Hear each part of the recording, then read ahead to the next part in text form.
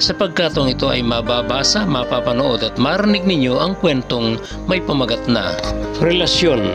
Ang kwentong ito ay sinulat ko noong 1999 at nalathala sa mga pahina ng Love Life Comics. Iginuhit ito ng Filipino comics illustrator na si Florence Maglalang.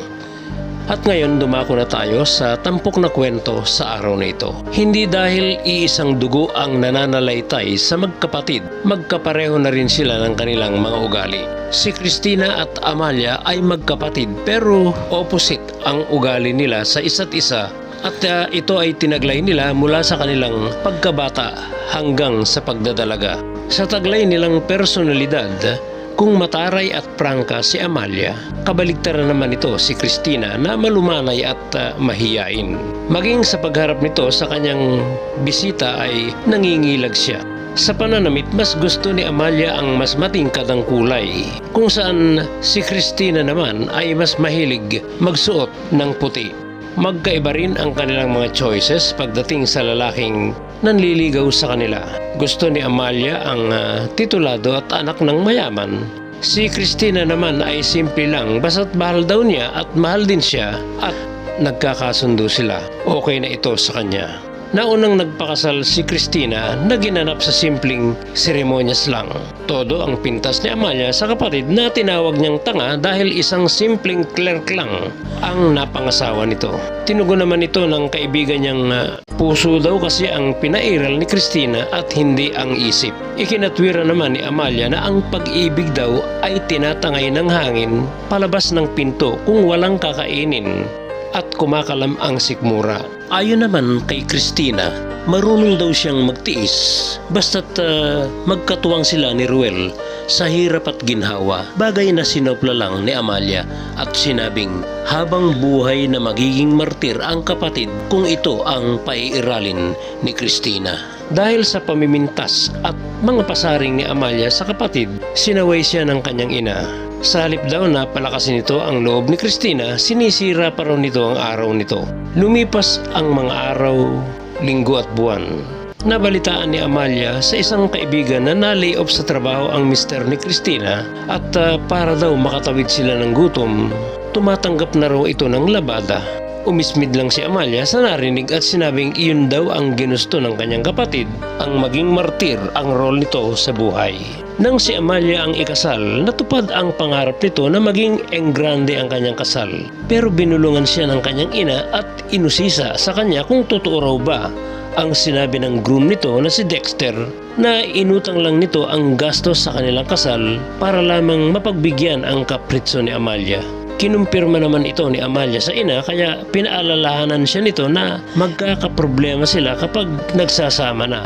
Sinagot lang ito ni Amalia na malakas daw ang loob ni Dexter na mangutang na ang ibig sabihin nito ay kaya nitong magbayad. Nagkatotoo ang sinabi ng ina ni Amalia. Sa unang taon pa lang nila ng pagsasama ay lumitaw na ang problema kung saan financial problem ang naging punot dulo na isinisisi ni Dexter sa pagbabayad nila ng utang dahil sa enggrande nilang kasal.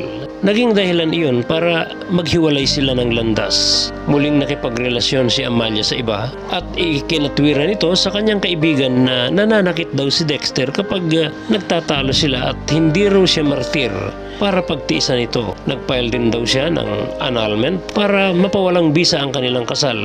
Hindi raw sapat ang kapirasong papel para ikadena sa isang relasyong wala nang natitirang respeto sa bawat isa. Pero isang taon lang rin ang nakalipas. Kumalas na rin si Amalia kay Edwin na ipinalit niya kay Dexter. Ang katwira naman niya ay ang pagiging sobra raw siloso nito na ang bawat kilos niya ay pinupuna at binabantayan. Nasasakal daw siya sa ganoong relasyon.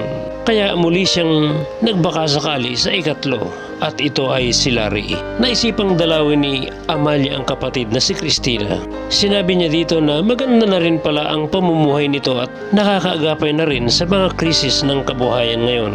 Tinanong niya kung nasaan ang asawa nitong si Ruel. Sinagot naman siya ni Cristina na nasa trabaho. Hindi man aminin ni Amalia, ngayon siya nakadarama ng inggit kay Cristina na panay ang pintas niya noon at pinarurunggitan. Inusisa ni Cristina kung kumusta ang relasyon ni Amalia sa bago nitong mister na si Larry. Tinugon naman siya ni Amalia na meron pa rin daw silang konting problema at intriga pero okay naman daw. Sinabi ni Christina na ang pagpapamilya daw ay hindi lang pinaplano, kung hindi kailangan din daw dito ang paghawak at pag-evaluate nila ng relasyon sa isa't isa. Idinugtong din niyang 4 lang daw ang katanungang dapat sagutin para ma-attain ang relasyong panghabang buhay. Naghahari daw ba ang kaligayahan sa kanilang tahanan? May malasakit daw ba sila sa isa't isa? Mataas daw ba ang moral values nila at ang pinakamahalaga ay kung nakadamba na raw ba ang Diyos sa kanilang mga puso? Ipinaliwanag ni Christina na hindi raw biro ang pinagdaanan nilang pagsubok ni Ruel pero magkatuwang nilang hinarap ito. Lalaking tao raw si Ruel pero hindi raw ito nangimi o nahiyang tulungan siya sa paglalabada noong nawalan ito ng trabaho. Ito raw ang lalong nagpatibay sa kanilang relasyon. Pundasyong hindi kayang gibain at tinagin dahil buo sila at iisa. Natigilan si Amalia, malalim na nag-isip. Nakatatlong asawa na siya kung saan nauwi sa failure ang dalawa at sila rin nga ngayon ang ikatlo. Kailangan pa bang madagdagan ito? Maraming taon ang lumipas.